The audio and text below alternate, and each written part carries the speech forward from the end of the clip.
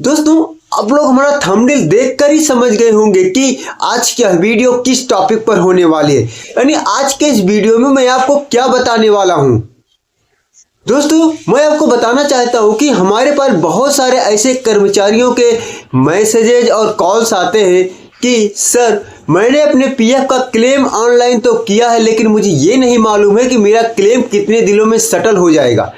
मेरा claim settle होगा या नहीं, इसके बारे में भी मुझे नहीं पता। तो दोस्तों, आज के इस वीडियो में आपको यही बताने वाला हूं कि आपका क्लेम कितने दिनों में सेटल हो जाएगा। चाहे वह एडवांस का क्लेम हो, चाहे वह फॉर्म 19 का क्लेम हो, चाहे वह फॉर्म 10C का क्लेम हो, यानी पीएफ का कोई भी क्लेम हो, कितने दिनों में सेटल होता है। पीएफ की गाइडलाइंस क्या रूल्स दे रखे हैं, इसके बारे में मैं आपको बताना चाहता हूं, जिससे आप लोग जब भी अपना क्लेम करें आपको मालूम रहे कि आपका क्लेम कम से कम कितने दिनों में आपके खाते में आपके पीएफ का पैसा आ जाएगा। दोस्तों, यह आप ही नहीं, बहुत सारे लोग यह जानना चाहते हैं, तो मैंने सोचा क्यों ना इस पर एक वीडियो लेकर आऊं जिससे लोगों को इसके बारे में बता सकूं। दोस्तों, और मैं आपको यह भी बताऊंगा कि आपका क्लेम रिजेक्ट क्यों हो जाता है। क्या आप ऐसी गलतियां करते हैं जिसके कारण आपका क्लेम रिजेक्ट हो जाता है, और ऐसी गलती क्या ना करें जिसके कारण आपका क्लेम सेटल हो जाए, यानी आपका पैसा आपके खाते में आ जाए।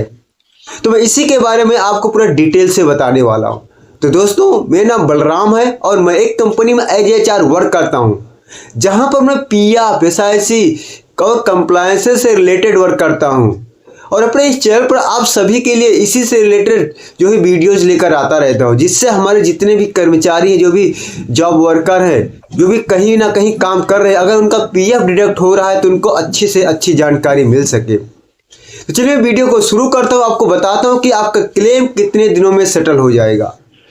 दोस्तों, सबसे पहले मैं आपको ये बता दूं कि आपका क्लेम रिजेक्ट क्यों होता है। अगर आपने अपने पीएफ में अपना पैन कार्ड, अपना बैंक अकाउंट, अपना आधार, अपना फेस ऑथेंटिफिकेशन करके रखा है तो आपका क्लेम रिजेक्ट नहीं होगा। अगर आपके बैंक अकाउंट में आपका नाम कुछ और है, यानी आपके नाम में थोड़ा सा भी डिफरेंट है, तब भी आपका क्लेम रिजेक्ट हो जाएगा। या फादर नेम में भी थोड़ा सा डिफरेंट है, आपके अकाउंट में कुछ और है, पैन में कुछ और है, इसके कारण भी रिजेक्ट हो जाएगा।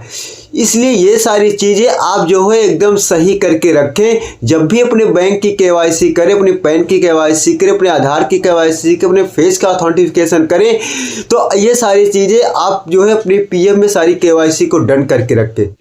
मैंने देखा बहुत सारे लोग अभी तक अपने फेस की KYC नहीं कर पाए हैं।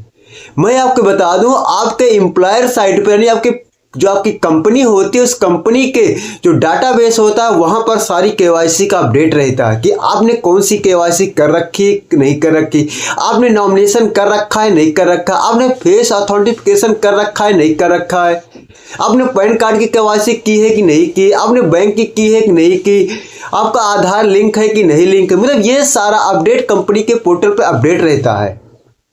और मैं आपको बता दूं, ये सारी चीजें मैंडेटरी हो गई हैं, खासकर फेस ऑथेंटिफिकेशन तो और भी ज्यादा हो गया है।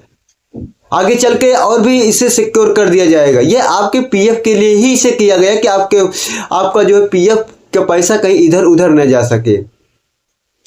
तो दोस्तों, मैं आपको बता दूं, अब जो यूएन जनरेट हो रहे हैं, आपके यूएन में तो फेस ऑथेंटिफिकेशन तो तुरंत ही हो जाता है, क्योंकि जब आप लोग अपना यूएन जनरेट करते हैं, जो नए एम्प्लॉय होते हैं, तो पहले फेस ऑथेंटिफिकेशन होता है, यानी फेस वेरिफिकेशन होता है, तब आपका यूएन जनरेट होता है। तो यहाँ पर ये KYC तो सबसे पहले ही हो जा रही है। इसके लिए नए यूएन को जरूरत नहीं पड़ेगी फेस के लिए तो, लेकिन पुराने जो यूएन है उन लोगों को अपना फेस ऑथेंटिफिकेशन कर लेना चाहिए। चलिए, अब आपको बताता हूँ कि आपका क्लेम कितने दिनों में सेटल होगा।